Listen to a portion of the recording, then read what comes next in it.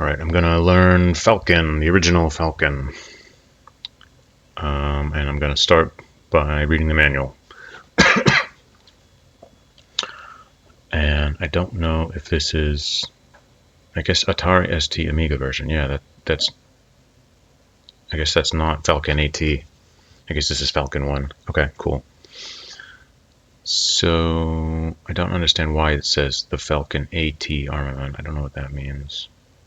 If this is not Falcon AT, but whatever. Okay, so Falcon. So contents, introduction, about the manual, hardware requirements. Part 1, your first flight in the Falcon. Part 2, the Falcon experience. Part 3, military ranks and missions. Part 4, advanced fighter training. Glossary and abbreviations. The F-16 specification. Okay, so maybe I'll do it like 4 different videos, reading each of these. Start with the introduction. Can I? Okay, introduction. Our hopes, like towering falcons, aim at objects in an airy height. The little pleasure of the game is from afar to view the flight. The little pleasure of the game is from afar to view the flight. Our hopes, like towering falcons, aim at objects in an airy height. The little pleasure of the game is from afar to view the flight. Okay, so they're talking about falconry when you would, I think that's the idea. Falconry, you'd have a falcon and you'd send it up into the sky. Okay, in the wild, the falcon is the most effective predator for its size compared to any other. While many birds hunt for their prey nocturnally, the falcon searches only during the day, being an aggressive natural hunter.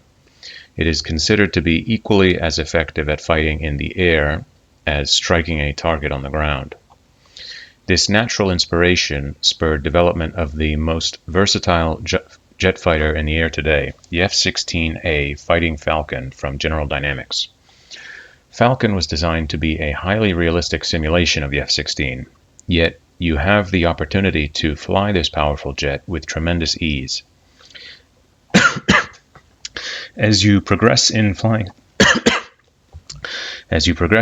skill, the ability to take over more control of Falcon's detailed F-16 features will strongly test your mastery of flying in air combat and provide many hours of enjoyment. So, yeah, I think that's what the rank system is. It's like a difficulty system and a complexity system as you select higher ranks for your missions. Okay, so about this manual. Fighter pilots have to spend much of their lives learning everything there is to know about their airplanes, along with understanding the enemy's planes and pilots they may encounter in battle. A considerable time will pass in training before they even take a seat in a fighter jet. We obviously don't plan to put you through such rigorous training just so you can fly Falcon. However, in such a thorough simulation, there is a great deal to learn over the course of playing Falcon that will determine how well you perform, especially at the upper levels. Therefore, in part 1 of the manual, we're going to send you for a test flight at the lowest level of the program. This will enable you to get a feel for the basics of flying the F-16. Most of the plane's true characteristics will be toned down a bit, and it will be impossible to crash or be shot down.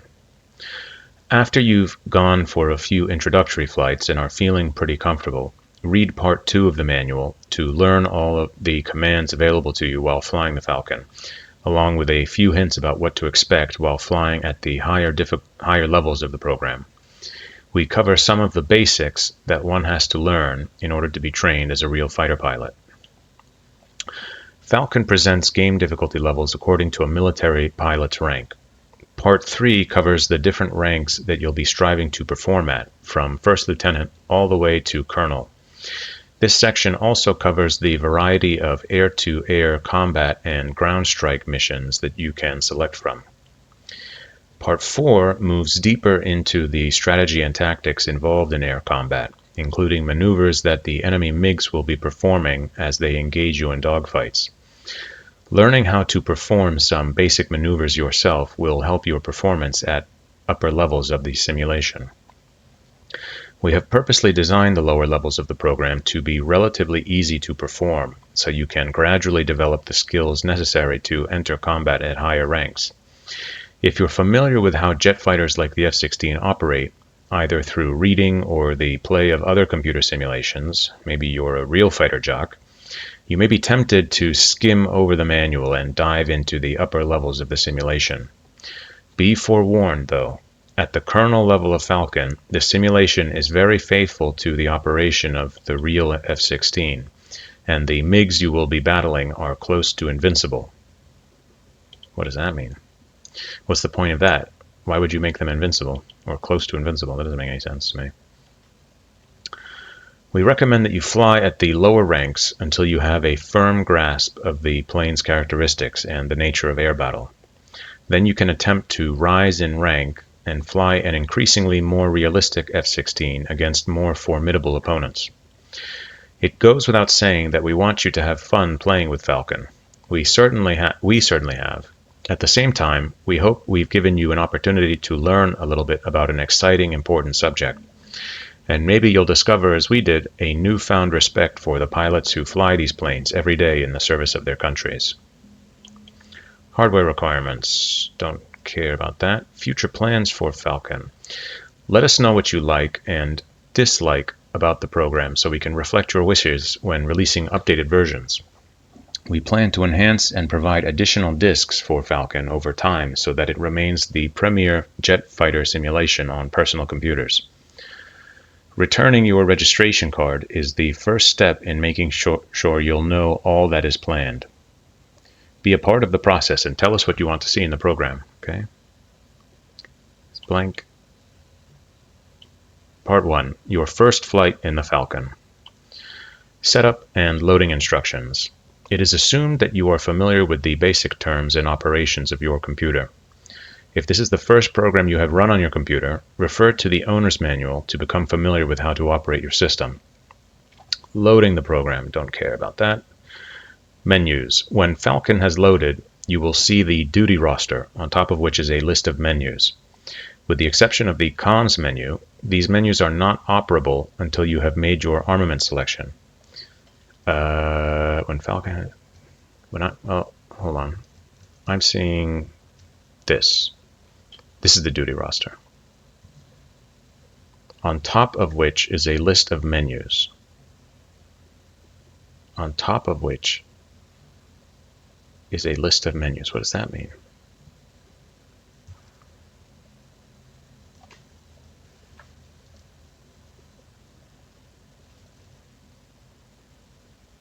I don't know. Maybe this is for Falcon AT? I don't know. File. Oh, I don't see that. Maybe this is for Falcon AT. Or maybe this is because it's the Amiga version, and this is Tandy. Okay, well, we'll ignore that. But let's briefly look at this. So the following options are available. Return to cockpit, used where you have pressed the escape key to make a choice from one of the menus. Abort mission, end mission, read mission disk. ACM. This option enables you to practice air combat maneuvers. See the section entitled Air Combat Maneuvers for details of the maneuvers. Scenery. Control. Options. Okay. We recommend that you play with the sound of the engine off. Why? Training. With this option, you will see that in ACM, the MiG will have his flight path indicated by diamonds, which you should fly through to if you wish to follow his track. Okay. MiG Ace pilots. If you think the normal MiG pilots are not good enough, try this option. Okay. Comms. This doesn't, okay, I'm going to try it. Let's try Falcon AT. Let's see what this looks like.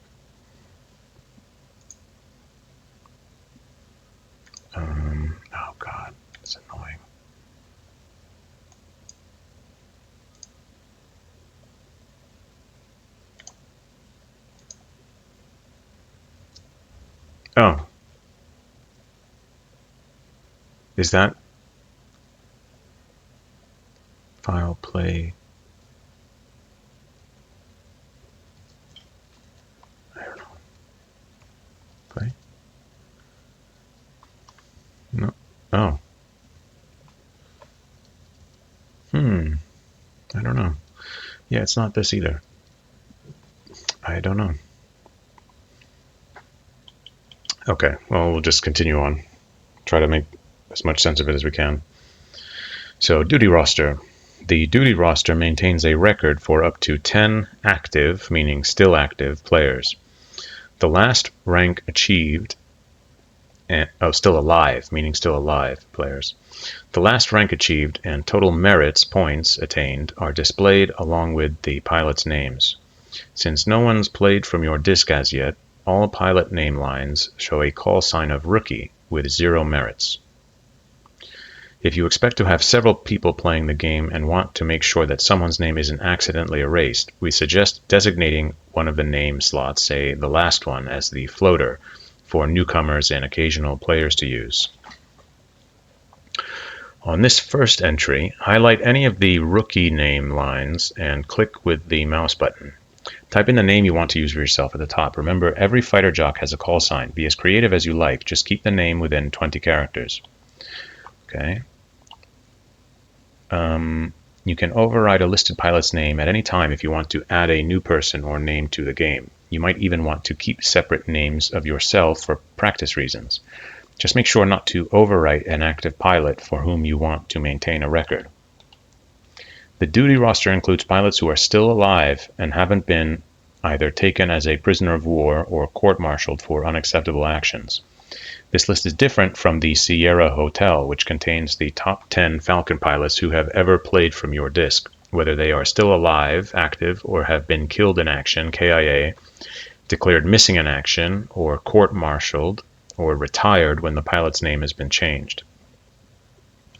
After you've selected a name for the duty roster, the next screen allows you to select the level of difficulty at which you will fly, along with the specific objective. Use the mouse pointer to move between topics. Use the mouse button to highlight a selection within a topic. When you are satisfied with your selections, click on the armament screen to proceed to the next screen. Okay, well, I can't use the mouse. Turn to duty roster. No.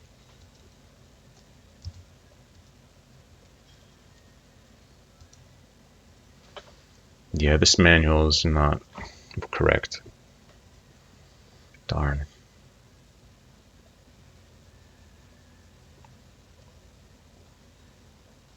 Well, now I'm wondering how much of this stuff is going to apply. If this isn't right, how much of the rest of the manual is going to apply to what I'm playing?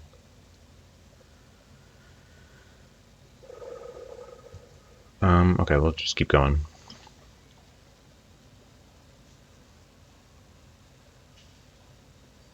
Rank. Select from a listed rank to determine the difficulty level. The order is from first lieutenant, easiest, all the way to colonel, highest difficulty.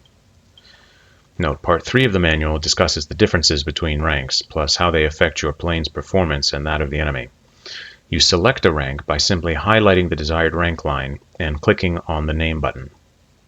Well, I can't use my mouse. I have to use the keyboard.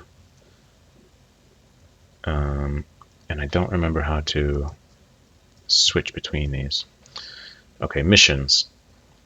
This is where you choose from any of 12 different missions involving air-to-air combat, air-to-ground strikes, or a lot of both. There is a ribbon to the left of each mission name, which will be awarded to you if the mission is completed successfully. That's interesting because that's how it works in Hellcats as well. So maybe Hellcats got the idea from Falcon. Note, Part 3 of the manual describes details of the different missions. Just like rank, you select a mission by highlighting the mission name. Leave the selection at Milk Run, which is a simple flying and bombing exercise. Yeah, okay. Maximum number of MiGs. You can choose between 0, 1, 2, or 3 as the total number of enemy MiG planes within rank and mission limits possible to be on screen at any particular time. Clicking on the box will cycle through the number of MIG planes you require. Program speed degradation may occur with more than one plane on screen at a time, depending on your hardware. There are no MIGs on the milk run mission, if you stay in the mission area, that is. Even so, just to make sure you don't encounter any of this first time up, click on the max number of MIGs box to eliminate the MIG picture. You'll have plenty of time to battle the enemy planes later. After you've finished making rank and mission selections, click on the armament box to proceed to the armament screen.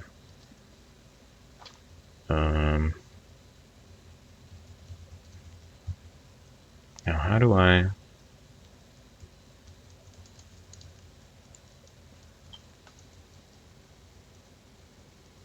Oh, found it. So it's minus and plus to switch between these menus, and I should write that down. Write that on my notes in my phone. Falcon plus minus to switch between areas of the menu. So my question is, if I, for example, set the mission to another, let's say a hard mission, it's still letting me choose between 1, 2, and 3, even though I'm on kernel. I would think it would force me to choose 3 or something like that. Okay, well, never mind. So we're going to keep the first lieutenant, milk run, no MIGs, enter, and here we go. Oh, this screenshot is from the Mac version. I wonder if that's what this manual is written for, if it was written for the Mac version. Falcon MC, I do have that, but I'm going to continue with just regular Falcon for now. Okay, so I'm on the armament screen. Looking good.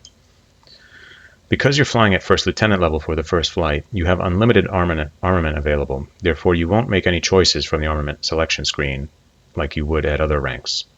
Even so, take a look at the armament selection screen and read the following information just to get familiar with the procedure for future use. This is where you make selections to outfit your F-16 for a particular mission or exercise. Actually, what happens is you make requests to the crew chief, Sarge, and he will inform you whether the armament requested is available. There may be times when certain arms are out of stock for one reason or another. On busy days at the base, other planes taking off on the adjacent runway may have taken the last of the items you've requested. Situations like these will test your mettle as a pilot, depending on the mission that you've selected to perform. Like most fighter jocks, you realize how important the Sarge and his crew are to your job as a pilot, and you treat them with the utmost respect. Remember the unspoken law: you're only borrowing his plane. There's no room for ego trips around here, just because you're an officer. Because of the good relationship, Sarge will warn you if he thinks you're arming the plane with too much weight. He'll make sure that your load is symmetric, weight equally distributed, and won't allow the placement of more weapons on a station than is structurally possible. But within these guidelines, the total weight is up to you. Any decisions you make here in arming your F-16 will affect how well the plane performs in the sky at upper ranks. If you carry too many missiles and bombs on a particular flight, your plane isn't going to maneuver very well, and you can expect a lecture from the Sarge before you take off. You must make your decisions based upon the mission you are embarking on and the armament in stock. Selection procedures. All ranks except First Lieutenant. Click on the up or down arrows to the right of each weapon to increase or decrease the number you wish to carry on your mission. Okay, so if I do... No, so arrow keys are not working. Plus and minus is not working. Let's keep trying other things. Maybe let's go back. Oops. We're gonna change that to captain. Hit enter. Okay, let's try this. Okay, so it is plus and minus. It's minus and equals up and down. Okay, so I will write that down. Okay, so minus and equals. So it's not plus and minus, it's minus and equals, because you're not holding shift. Okay, minus equals to change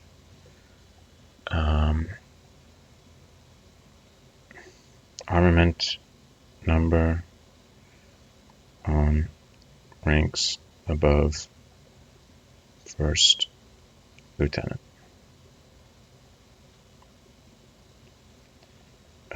which has infinite ammo. Does that? Maybe that's question mark. I'm not sure if first lieutenant has infinite ammo across every mission. Yeah, I'll find out. Okay, let's go back and set that to okay, we'll set that to 1. Okay, anyway, coming back to the manual, click on the upper if you request an additional item of any type and the Sarge has it available for you, he'll say so, and the tally number to the right of the weapon will increase accordingly. If you change your mind about any piece of weaponry and decide to decrease the amount carried, click the down arrow to decrease the number for that particular item, all the way down to 0 if you wish. On any mission that you embark upon, except those at first lieutenant rank, the program defaults to a basic configuration of 2 AIM-9J air-to-air missiles. Of course, you don't have to accept this basic configuration if you don't want to take these weapons along, and the Sarge has other desired weapons available. At first lieutenant rank, 9s will appear beside all weapons to show that armament is unlimited. The ALQ-131 ECM pod and external fuel tanks show a 1, but they are unlimited as well. Okay, so it is unlimited at first lieutenant rank. Okay. Before flying at captain rank or higher, you should take a look at the armament configuration drawing on page 57 to see how weapons are placed onto your F-16. Okay. At this point, you may have noticed that the menu bar at the top of the screen has become completely activated. You'll learn, I don't know what that means. You'll learn about all these selections in due time, but for now the only menu selection you need to make is the device you will be using as your F-16's directional stick control. Pressing the escape key will bring up this menu bar during a mission. Okay. Go to the control menu and select mouse key joy or mouse 2, depending on whether you want to use the mouse, your keyboard, or joystick as your respective input device for directional stick control of your plane. Mouse 2 is not self-centering until the right-hand button is pressed. Okay. Important, don't make any selections from the ACM menu at this time, or you will go immediately into a training mode for learning air combat maneuvers when you enter the cockpit. These maneuvers require some previous experience with the program for you to use effectively. If you make a selection from this menu by accident and go off into one of the maneuvers, press the escape key to bring the menu bar back. Go to the File menu and select Abort Mission to return to the duty roster screen. Make the same choices as before to return to this point. When you've completed your selections, click in the Takeoff box to accept the armament and proceed to Takeoff Ready position.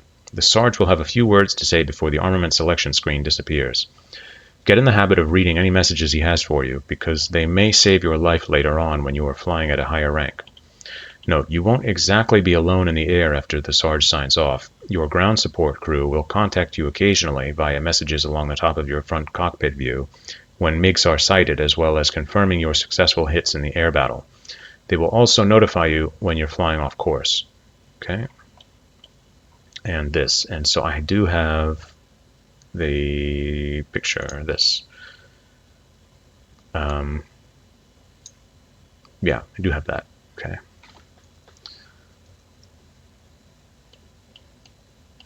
Okay, cockpit orientation. After the Sarge signs off, the next screen has you seated in the Falcon, ready for takeoff. Let's get in there. So hit enter, and there we are. We're in the Falcon. Maybe I'll put this on here. Right side, put that here. And then make this smaller. Ooh, I like this. I like how this looks. Okay, take some time to get familiar with your F-16. Inside the plane, you are facing the front of the cockpit, which contains the most important displays and controls to be used in a simulation. Look at the components of the cockpit and compare them to the illustrations in your flight manual and reference card. You don't need to know what every item represents just now, since all the F-16's characteristics aren't activated at first lieutenant rank. All cockpit features are discussed in detail in Part 2 of the flight manual. G. gravity force indicator, okay. Airspeed scale in tens of knots, okay. Altitude scale in thousands of feet, okay. 5-mile radar ranging scale, 5-mile radar ranging scale, okay, I'm not sure what that means. Air-to-air missile specifics, okay. ARM, AIM-9J, okay. Current altitude detailed, okay. Currently 0, got it. Head-up display, in air-to-air mode. Let me move over here. Brief description of HUD components. Let's examine the main features of the air-to-air HUD.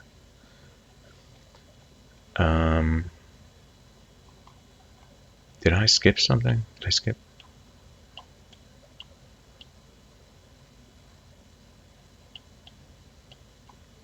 Okay, hold on.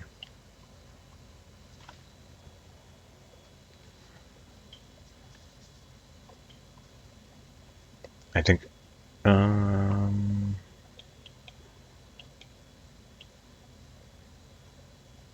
yeah, I did skip. Okay, I skipped this. Okay, now let's discuss the ones you do need to watch on your first flight. The most prominent feature of the cockpit is the head-up display, or HUD, which is located in the upper middle of the screen. The HUD is a piece of glass separate from the canopy upon which important data is displayed electronically. By having vital information displayed directly in front of your eyes, you don't have to look around the cockpit as much, which helps to maintain your concentration in battle. Although there are several different HUD types, it starts off in air-to-air mode and displays essential items such as airspeed, heading, gravity forces, altitude, and the flight path ladder. Flight path ladder. Not familiar with that. Brief description of HUD components. Let's examine the main features of the air-to-air HUD. Flight path ladder. This represents your plane's angle of climb. When positive numbers 0 through 9 are showing, the plane is in an upward climb. Negative numbers, -0 through -9, signify a dive. Each number represents an increment of 10 degrees from 0 to 90 in either direction. The ladder displayed here shows the F-16 in a 38-degree climb. Negative numbers also shown by dotted line.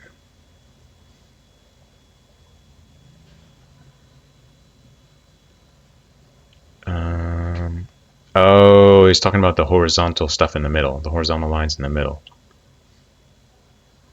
Flight path ladder. Okay, it's these lines. Got it. That's not the radar ranging scale that I was wondering about. Okay. That's fine. Air-to-air missile specifics, discretes. Data relating to the specific HUD mode, in this case air-to-air. The type and status of the weaponry is displayed. You'll learn more about this later. Aiming reticle. This represents the effective aiming area for missile hits when battling enemy MiGs. Okay. Part 2 will explain its usage. Got it. Okay. Airspeed scale displays the plane's true speed in tens of knots. Okay. G, gravity force indicator. That's on the left, I think, yeah. Shows the amount of centrifugal force that is acting upon you and your plane at any time due to a number of factors, including turning, banking rate, and airspeed. Heading scale displays the direction, magnetic scale, and in tens of degrees that your F-16 is heading. You should note that the plane starts off on the runway at a 0 heading, which represents due north. East is 90, south is 180, and west is 270. Altitude scale displays your plane's altitude in thousands of feet. Note that the current altitude is always detailed at the bottom of the HUD, directly below the altitude scale. Okay, that's on the bottom right corner. That's the number in the bottom right corner, got it. 5-mile radar ranging scale. Specific to air-to-air HUDs, this scale's pointer starts to slide downward when an enemy plane has approached within 5 miles of your... More on this later. To glance at the other HUD modes, press the return or open parentheses key repeatedly to look at other air-to-air modes used for dogfighting enemy planes, or press the backspace or close parentheses key in succession to examine air-to-ground modes used for ground strike missions. The F7 key brings up a special landing HUD. Okay, let's try this. F7. Okay, yeah, it's ILS. Open parentheses. No. No. Bracket. No. Backspace. Okay, so backspace is working. Air to ground. That's toggling between air to ground. Enter is toggling between air to air. Okay, I'm going to switch to my full-size keyboard because it has the numpad on it. Okay, full-size keyboard. Let's try parentheses. No, parentheses are not working. Brackets are not doing anything. But backspace is working and enter is working. Okay. All right, fine. Maybe I should write that down. Well, we've got the keyboard reference. Right? But I think the keyboard reference tells it. Is that? No, that's the map. Oh, I did have a keyboard reference, I thought.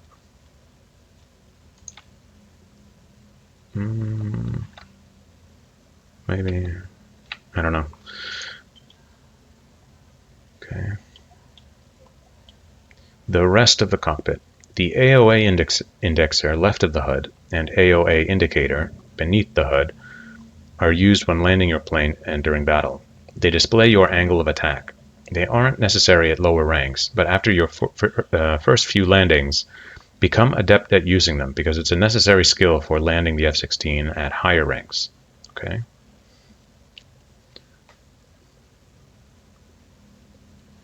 What's the difference between the AOA indicator and the one on the HUD? All right. The JFS jet fuel system start button will light up when you start your engine. That is where?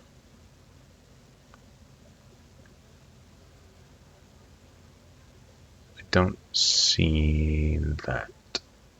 Is that? Okay, let's try Falcon AT. See if Falcon AT has this.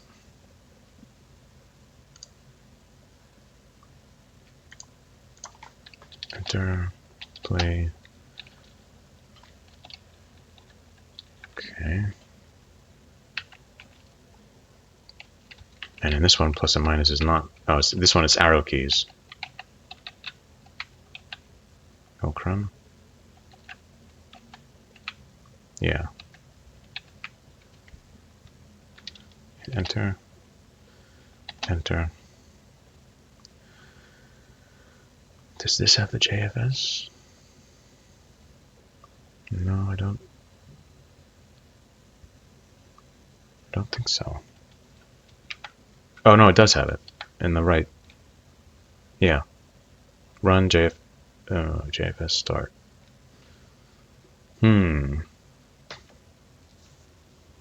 Okay. Oh, I bet that's that button on the left side of the MFD with the J on it. That's my guess. That's my guess. Okay. Should I keep this one running? Yeah, maybe if I just have questions. If I have questions, I can use this. Okay. So I think the jet fuel system is the button on, and I think I have this guide as well. This is not the same as what I'm looking at right now. I'm just realizing this for the first time. This is not the same. Okay, there's the JFS system. I think on the one I have, it's on the left side here. I think that's what that is. Okay. Okay, directly underneath the HUD glass is a combination radar map screen called the COMED, Combined Map Electronic Display. It will be the second most watched item in your cockpit after the HUD. In radar mode, it monitors details like the horizon and relative position of enemy planes to yours. In map mode, it shows your current location in the Falcon world, along with landmarks to guide you during missions. Press the C key to toggle between radar and map. The default selection is radar. Okay, let's try that, C. And that works. Okay. Write that one down.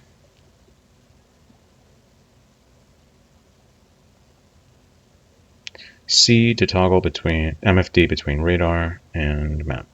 Sure. There was another one that I was just using. I don't remember what it was. Okay, that's fine. Oh, I should write that down. Oh, okay, it was enter and backspace to toggle between air to air and air to ground modes. Okay. And it's F7 to toggle ILS HUD. Okay. Okay.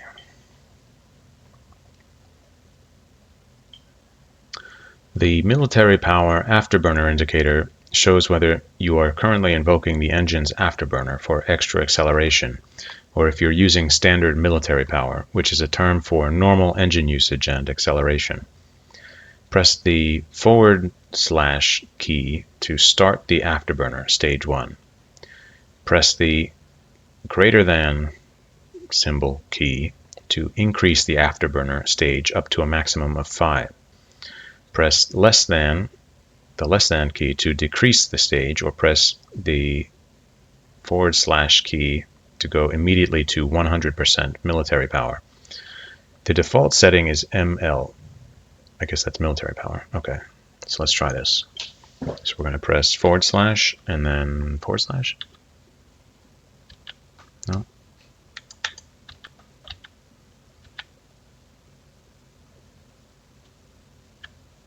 And that's not doing anything. And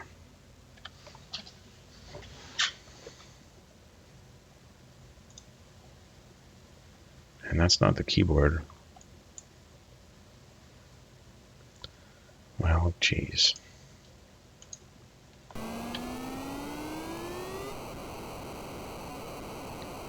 And I also don't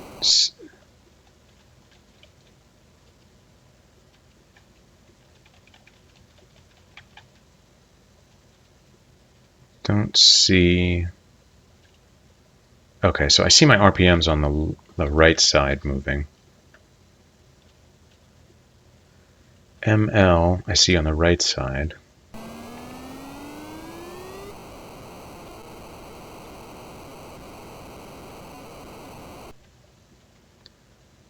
So I think it's just turning off the sound for a bit.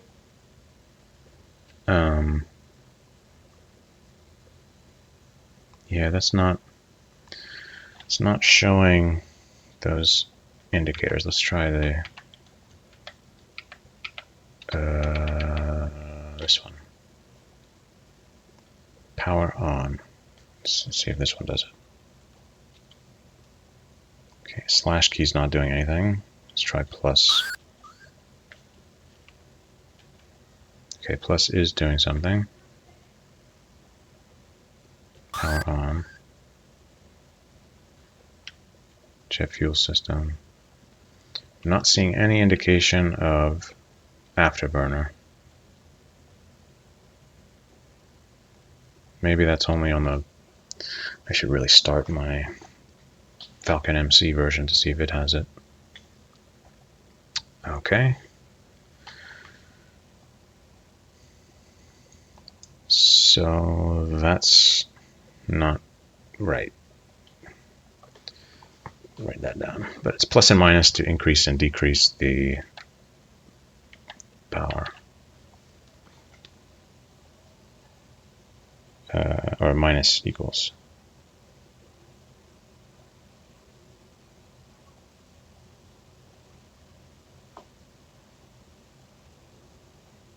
Okay. Okay, the attitude, yeah. The attitude director indicator, ADI, aids in orienting your plane to the horizon while pitching and rolling. Use it in combination with the waterline, your plane's position parallel to the horizon, and visual contact with the real horizon to orient the plane directionally. Okay, so that's the thing on the right side. I do have that. I think that's in both versions. Yeah, this version has it as well. Okay. That's cool. Okay. The RPM gauge represents the percentage of power that has been applied with the throttle plus key. This example shows just over 70% of power being applied. Okay. The wheel brakes light is on, signifying that your wheel brakes are set. This keeps the plane from rolling when the engine is started. Okay, so that's the thing on the right. I did notice that before. Before taking off, take a look out the other views from your cockpit, specifically the left view, 4 key top row. Okay. And right view, 6 key top row. That's such a weird, such a weird place to put it. And it's not the arrow keys, and it's not the numpad. Oh, what did I just do? 1, 2. Oh, no.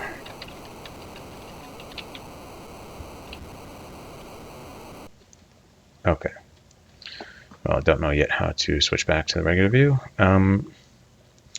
You'll learn more about the additional gauges and panels later. For now, you might note the initial compass heading in the left view, due north. Okay?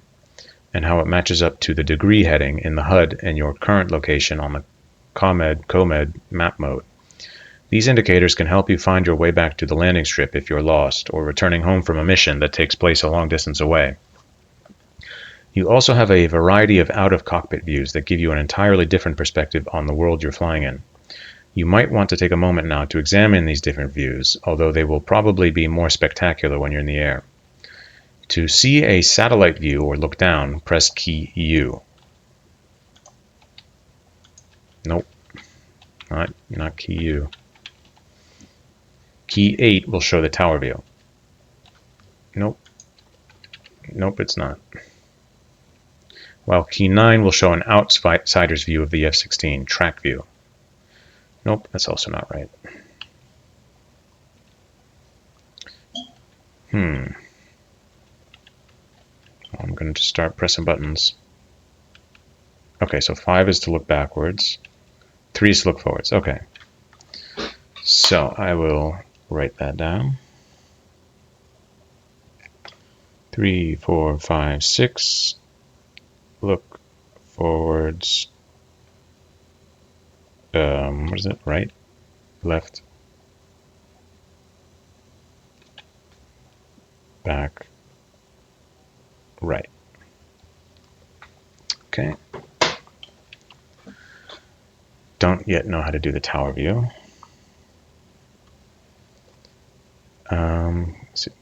Let's try it. Nope, it's not shift. Okay, we'll ignore that for now.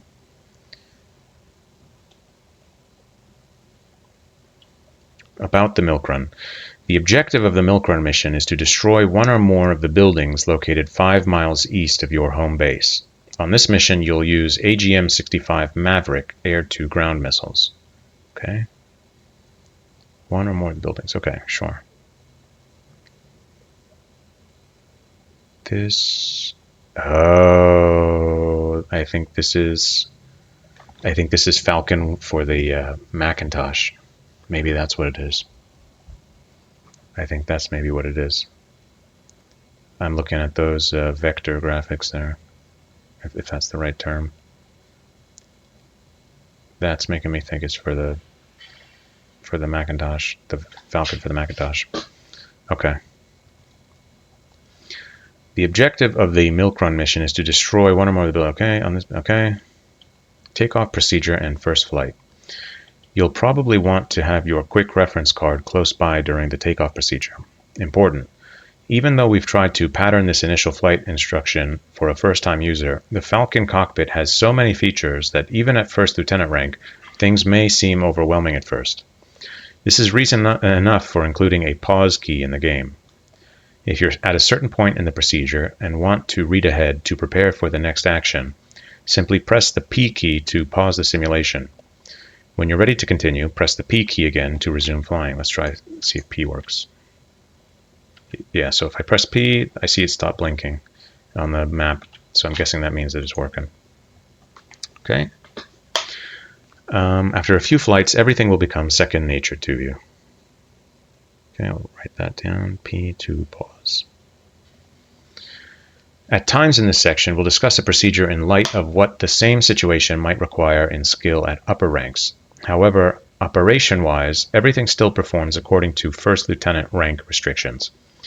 You might want to look at the charts in Part 3 that cover what performance differences occur between the various ranks. Directional control, flying with the stick. Fighter pilots control the directional movement of their planes with a hand control commonly known as the stick.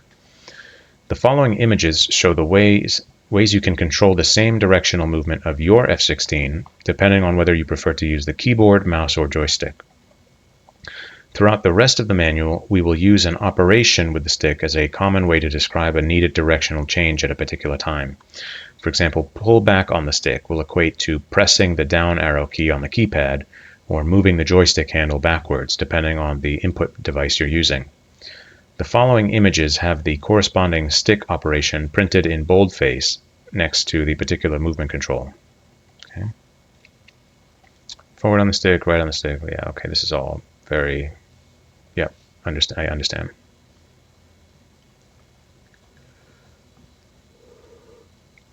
Under the default setup, when you use the keyboard to control directional movement of your plane, the F-16 stick automatically centers itself after each key press. This enables you to easily maintain a constant rate of turn. In other words, if you press the left arrow key once, your plane will bank left at a small constant rate and continue to do so until you make another directional change. If you want to increase the degree of turn or any other directional change, you need to hold the particular key down for a longer period of time. Also, the longer you hold the particular key down, the faster the rate of change will take place, all other things being equal. This is always true at lower ranks with super engine. However, at higher ranks where your normal engine has many factors operating on it, things may not be quite so predictable. Refer to Part 3 ranks on the differences between super engine and normal engine. Okay. Joystick. Okay. Mouse. Fine. Sliding the mouse in a particular direction to change the pitch or bank of your plane is not so different from using the keyboard. When you slide the mouse to effect a change in any direction, the plane responds by changing its direction until you stop sliding the mouse, which centers the stick. When the mouse stops moving and the stick is therefore centered, your plane continues on the same path until the mouse is moved again. Okay.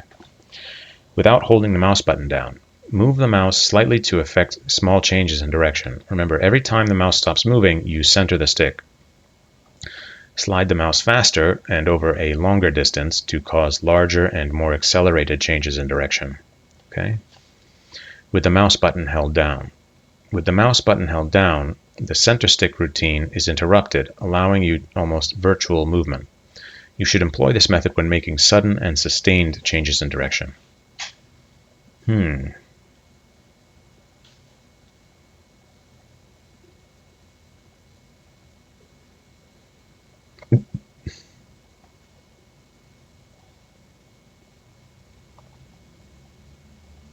I'm not sure what that means. Almost virtual movement. Center stick routine. Oh, okay, I think I get it.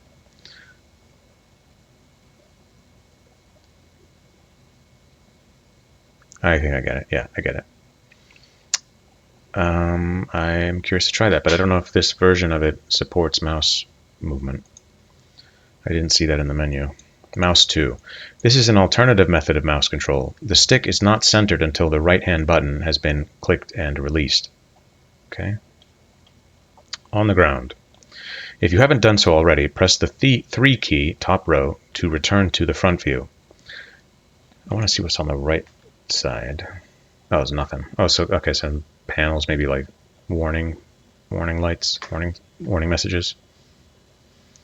We've got fuel. Don't know what that one to the left of fuel is. Yaw trim, pitch trim. Okay, we can trim the plane. That's good to know. I don't know what those things on those red circles are on the right. Check the front panel to make sure wheel brakes are engaged. The WLBRK light should be on. If not, press the W key to apply them. Okay, press W to turn them off, and then W again to turn them on. Now it's time to fire her up. Activating the jet fuel system will start the F100 engine.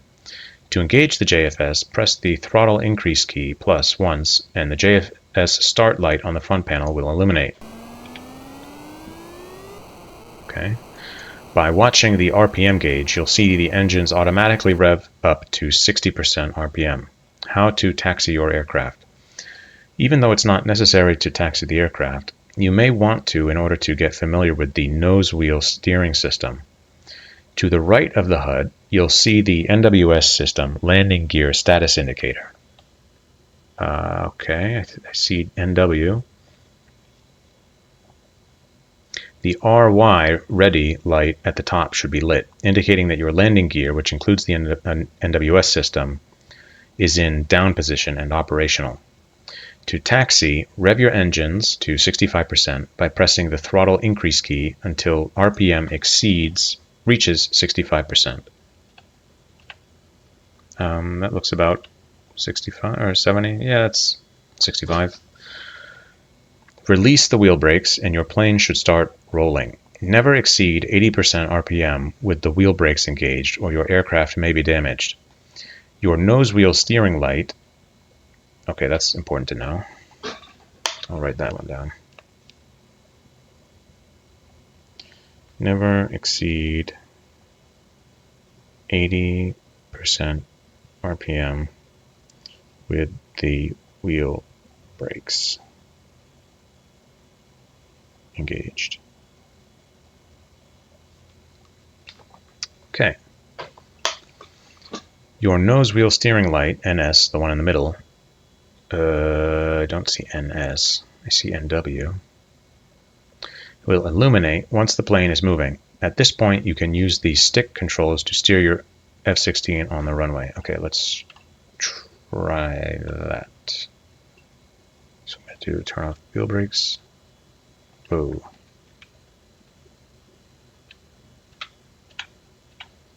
Okay, I see the NW.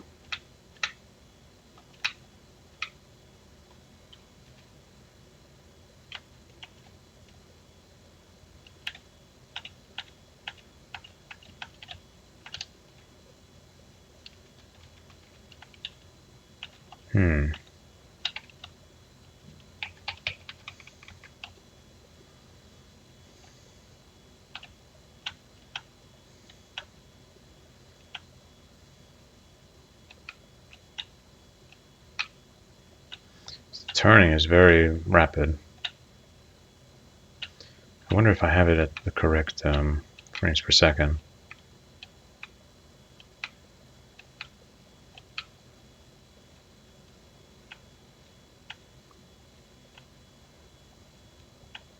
I almost feel like it's running too fast. The game is running too fast. But I'm not sure.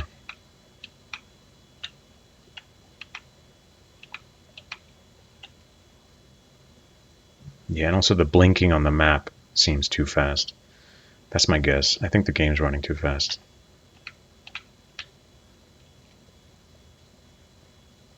Alright, how can I fix that?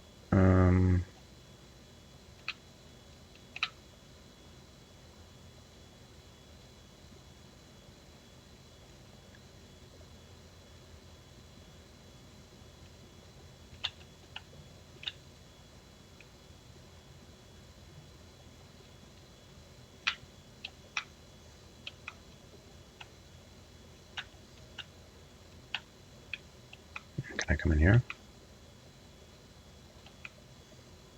Oh, cool.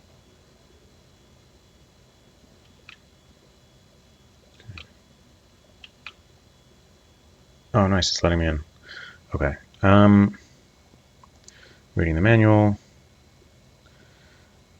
Release the wheel brakes. Okay. To turn left, pull the stick to the left. To turn right, pull the stick to the right. The faster you taxi... Okay.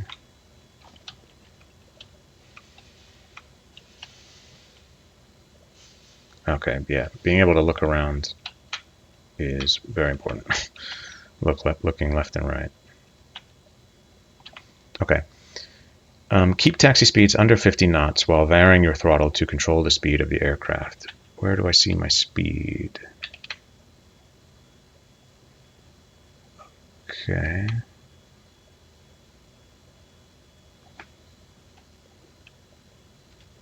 Oh, okay, I see.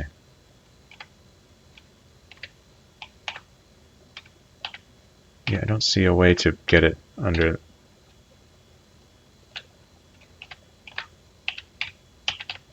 No, no, no, no.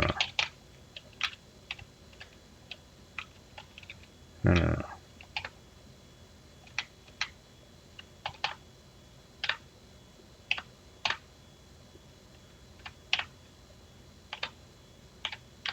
Yeah, there's no...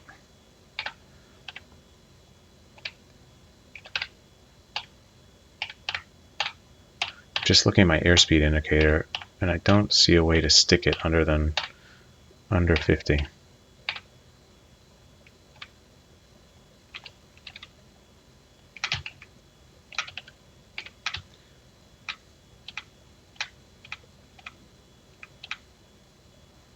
Yeah, that looks like it's more like 60, something like that. But okay, whatever. I get the idea. Okay. Takeoff. Get in the habit of keeping your plane on the runway. Grass takeoffs are fine for whirlybirds, harriers, insects, and other assorted creatures, but not for your F-16. At upper ranks, you must stay on the runway unless you want to be permanently grounded. Okay, interesting.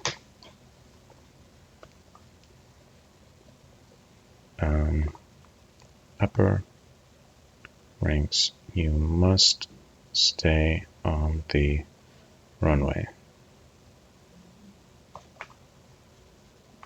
or get grounded. Okay. Sure. If you haven't already done so, release your wheel brakes. Next, hold the throttle increase key right down until your engines have reached 100% RPM. Continue to roll straight down the runway until your airspeed has reached 150 knots, 15 on the HUD airspeed scale. You'll notice that the NWS system light NS will disengage once your speed has exceeded 90 knots. This means that you will no longer be able to steer your aircraft. For faster takeoffs and to compensate for heavier payloads, light your afterburner for that extra needed power at the expense of using more fuel. Afterburner is engaged by pressing the / key. The AB1 light on the front panel will turn on. Non-afterburner takeoffs are called full military power takeoffs. The ML indicator light will be on instead of the AB light on military power takeoffs. Okay, well I don't see where... Can I... What's the throttle again? I thought the throttle was...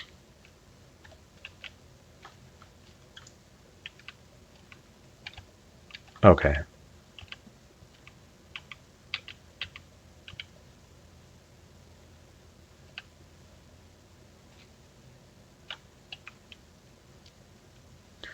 Yeah, I'll write that down. Throttle at 65%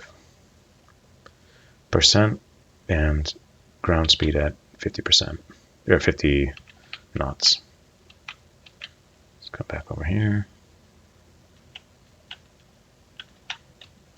Okay.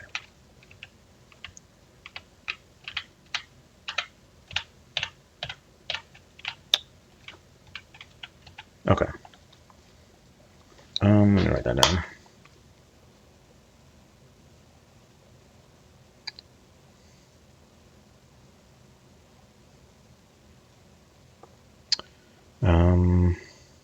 RPM at 65%, and speed at 50 knots to taxi. Sure. Okay.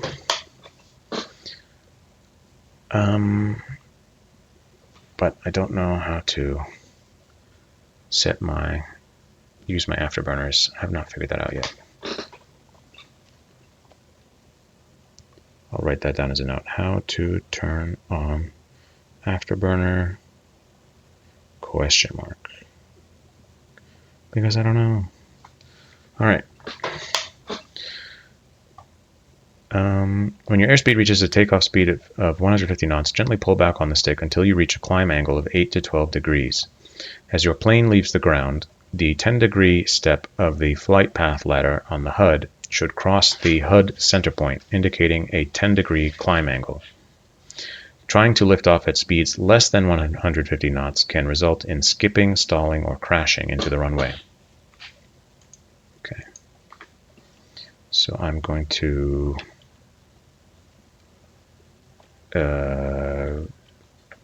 add, what did they say? Throttle to, yeah, throttle to 100%.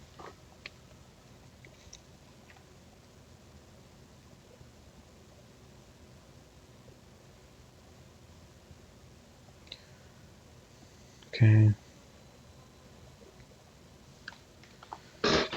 Let's do this.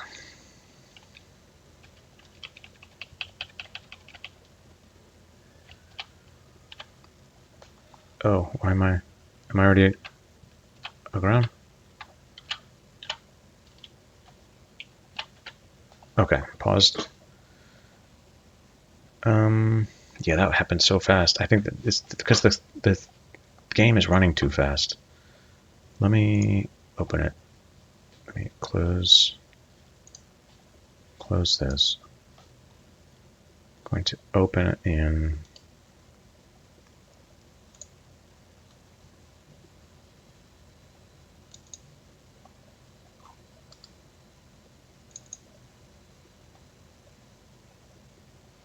Is there like a config I can?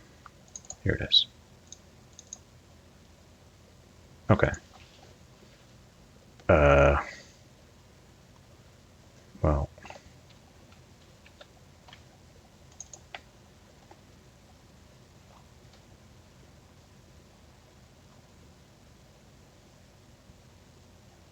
Okay, so I did use, okay, I know what to do. Cross the Rhine.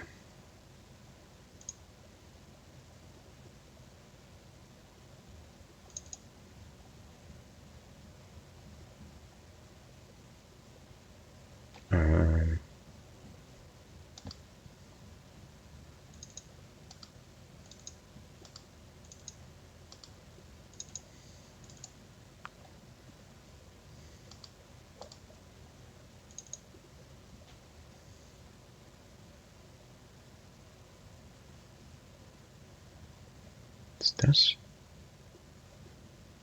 No.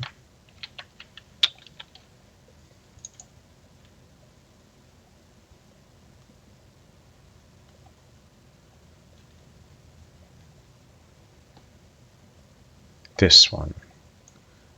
This is what I think.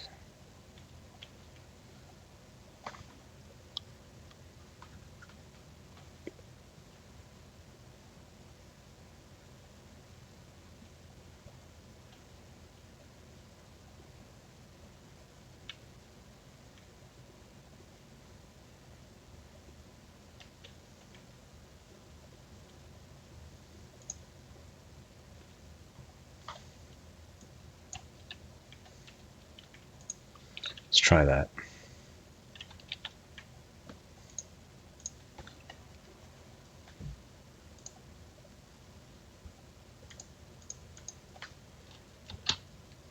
Okay.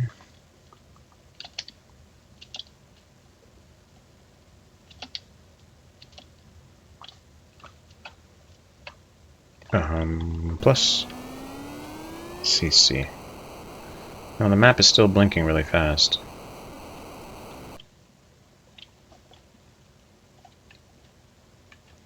And we will plus.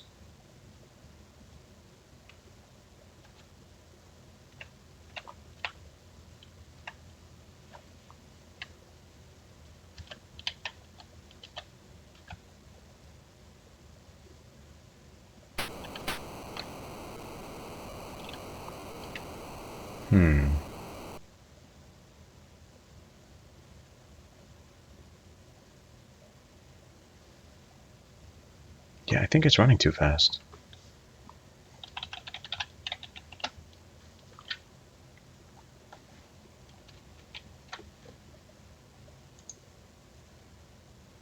Cycles. Maybe that's what I need. Ctrl+F11, Ctrl+F12. Oh.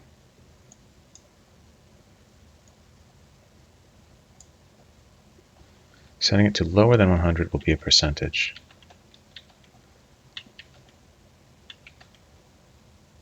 Okay.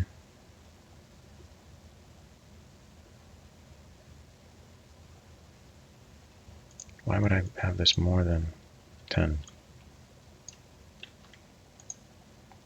Let's try this.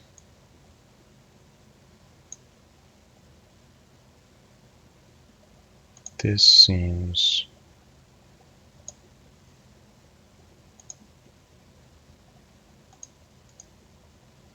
Ctrl+F11, Ctrl+F12. Okay, let's try this. Let's just try running it and then see what feels right.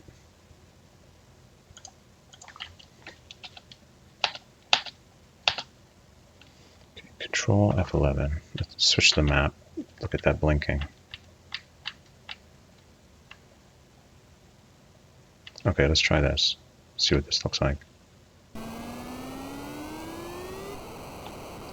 Turn off the wheel brake.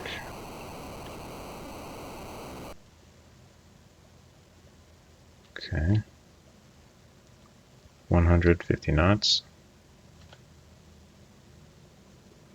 Okay, this feels way more correct.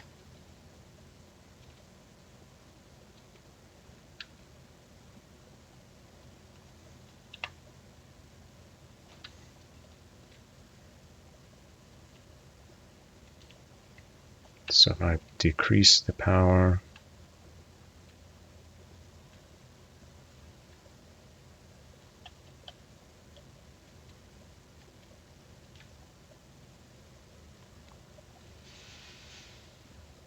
but so the question is, what is it currently running at? I mean, even this is maybe too fast.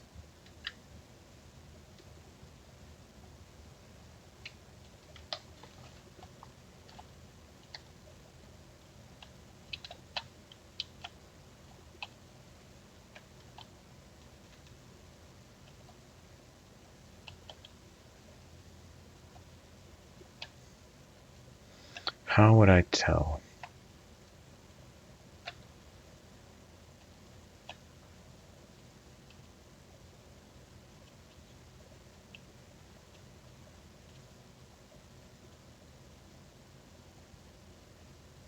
I mean, now the blinking on the map looks correct, but the movement in game seems maybe too slow.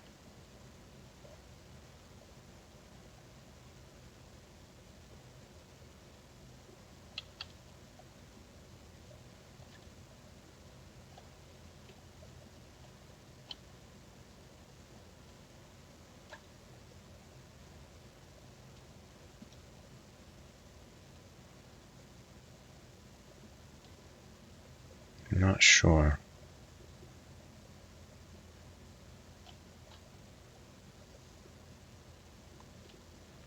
I guess I could do the math, like knowing how far away something is, I could see how long it takes to get there.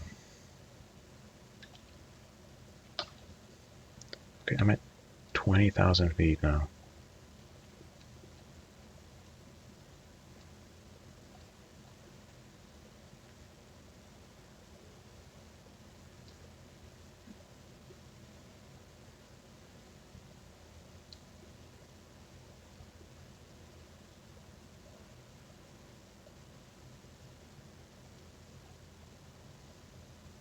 450 knots.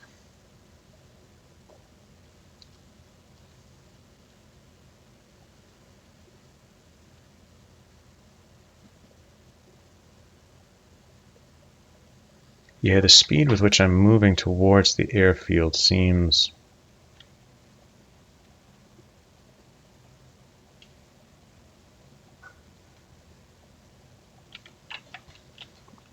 this seems more correct. Something like this.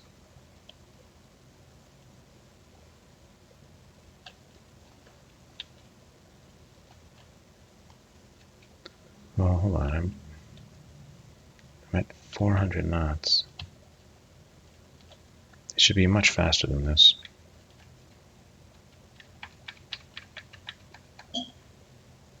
Something more like that, I think.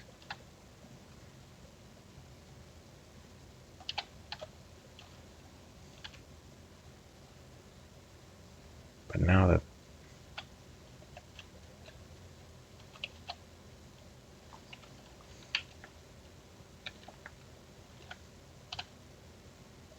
yeah, this looks more correct to me.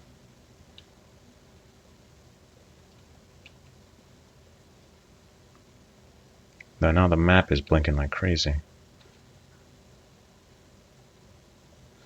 Okay, I'm gonna exit to DOS. Let's try cutting that value in half. Let's say 1060. Let's try that. And then let's make this 10. Make this 10. And let's make this 1,000, even 1,000. Okay, let's try that.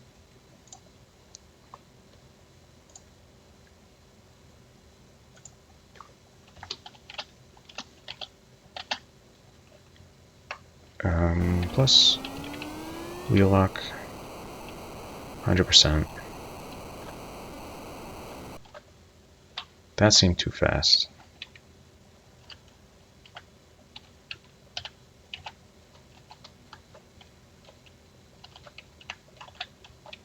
Now I'm at 1,000 knots. It's that fast. That doesn't seem right. Yeah, I think that's still too fast. I think I maybe want to be at like 500. Well, I mean, for how fast I'm going.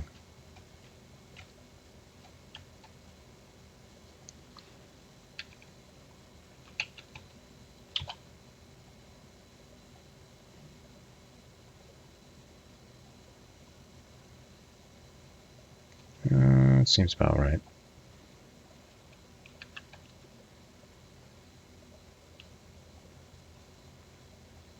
$400 knots, 500 knots. I mean, that's pretty fast. Okay, let's try. Oops. Yeah, and it's kind of jumpy. Let's increase it to this.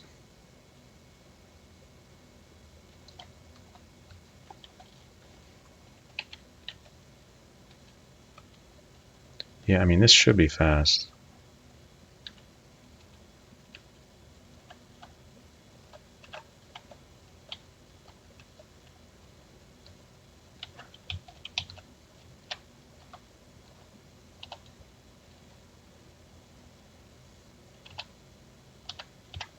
Can I? 7.6 Gs. Okay. Switch to scene. Oh, I got somebody on my radar.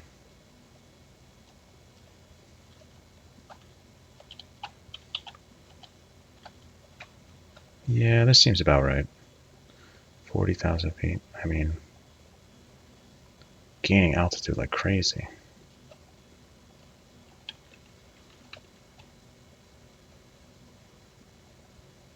And I can lose altitude so fast. Oops.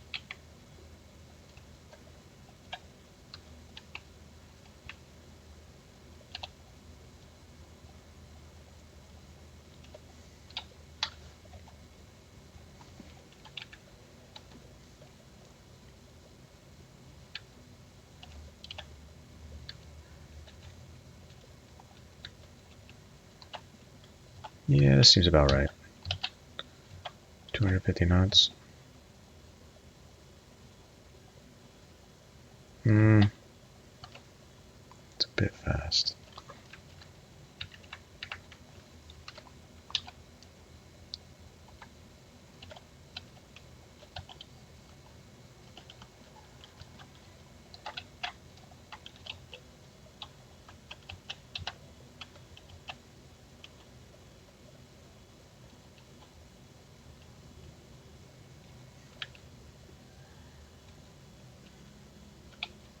It's also like it's not clear how big the runway is supposed to be.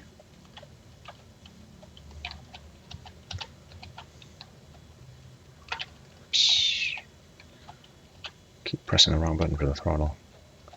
Okay, let's increase speed.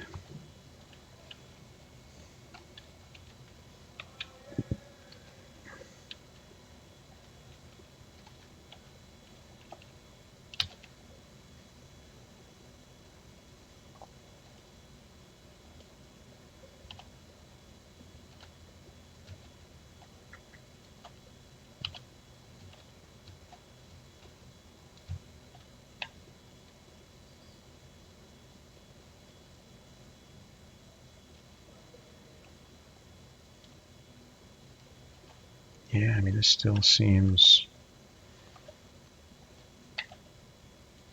more correct.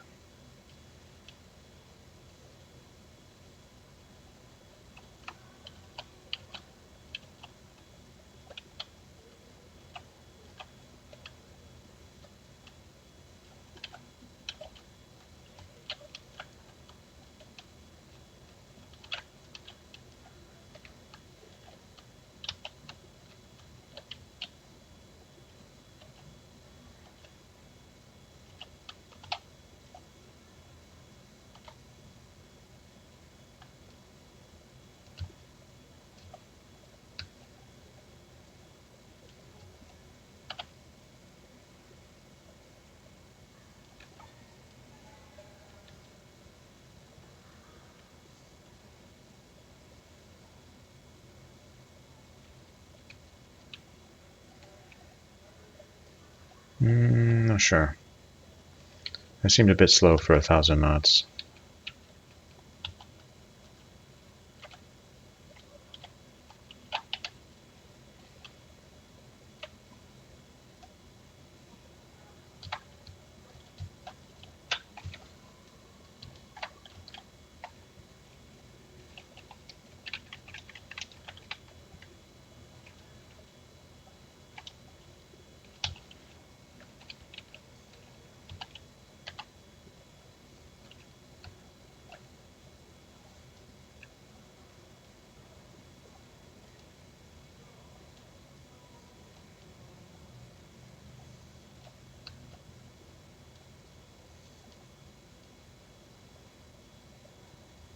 Yeah, the way the altimeter is changing looks more correct to me, like right now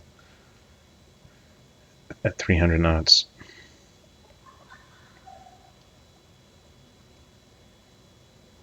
Oh, I could use my vertical speed.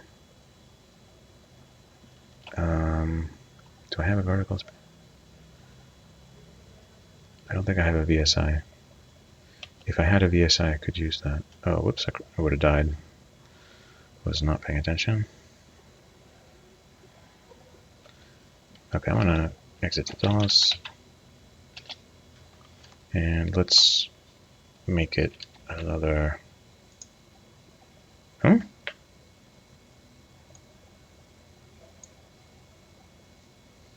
Why is that?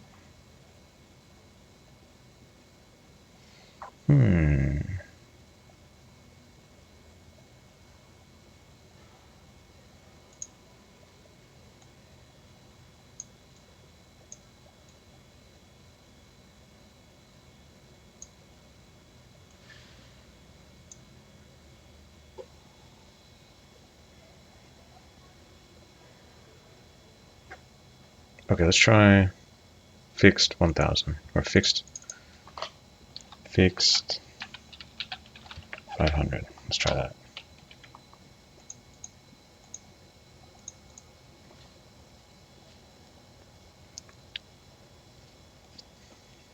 try that.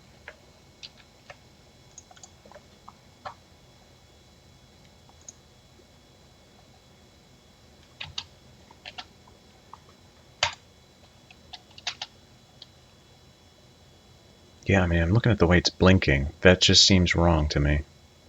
The way your control is blinking. Let's go back.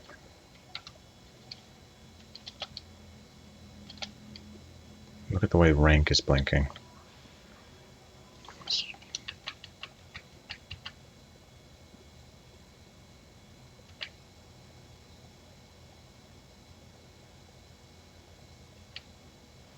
And also the inconsistency of the blinking is interesting.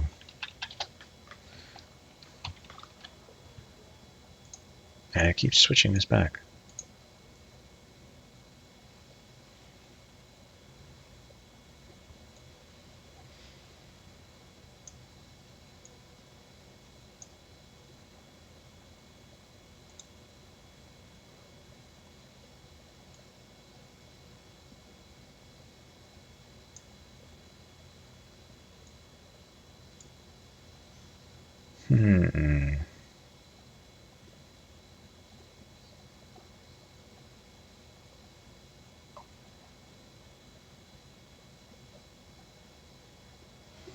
Not sure.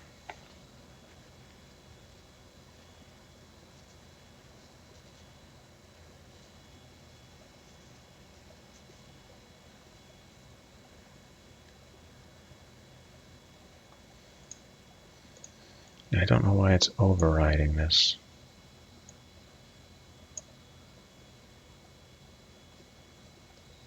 Oh, maybe it's that startup utility.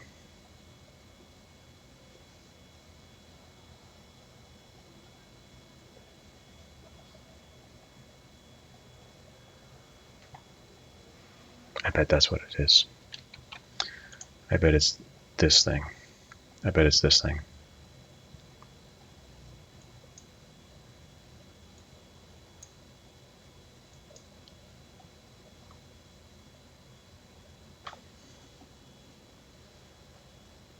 Let's try that.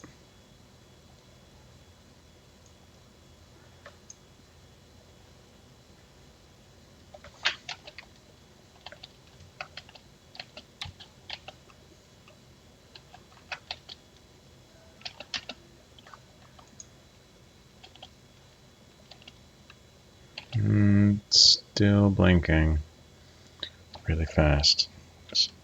That's it. Well, okay, let's try it.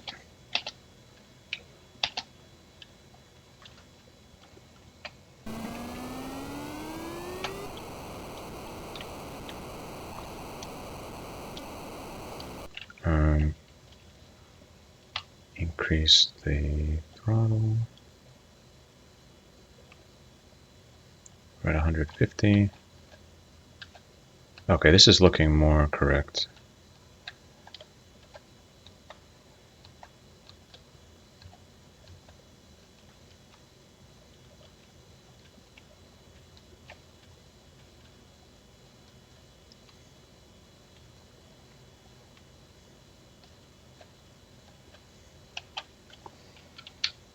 Yeah. This is looking more correct to me.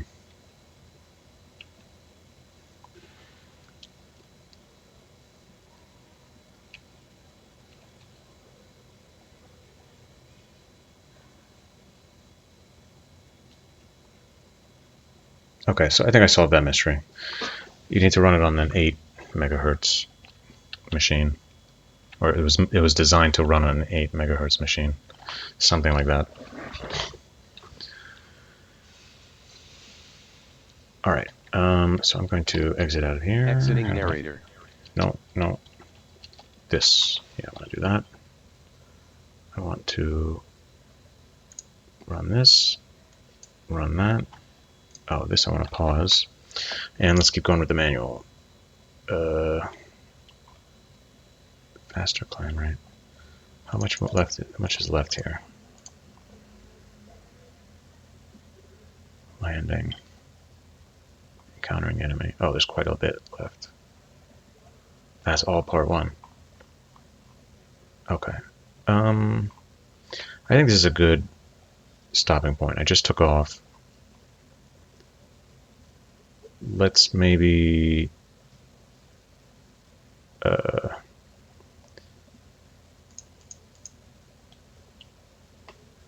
allow your okay.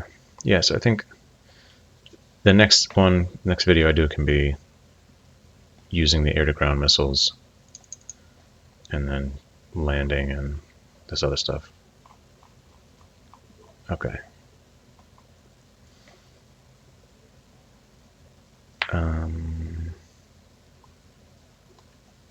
But yeah, this last bit is this. Oh, raise your landing gear. Let's see how to do that. So 3, is it G? It's G for your gear. Okay. Switch to left view, looking at the landing gear indicator. Oh, that's what those red circles are. Okay. Switching back to front view, you'll notice that all the lights in the NWS system turn off once the gear has been raised. Got it. Okay. G to raise landing gear. Left view has the gear indicator. Left cockpit view has the gear indicator. Okay. Don't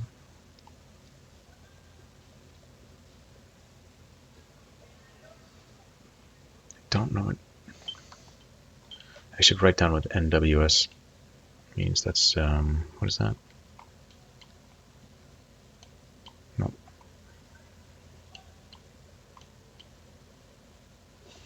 Nose wheel steering.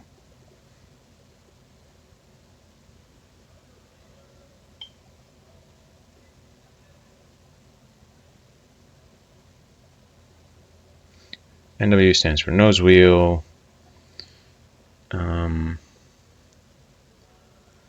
G. Don't know. NW to the right of the HUD stands for nose wheel and indicates that you are on the ground. Okay. All right, I'm calling it there. That's good for this session.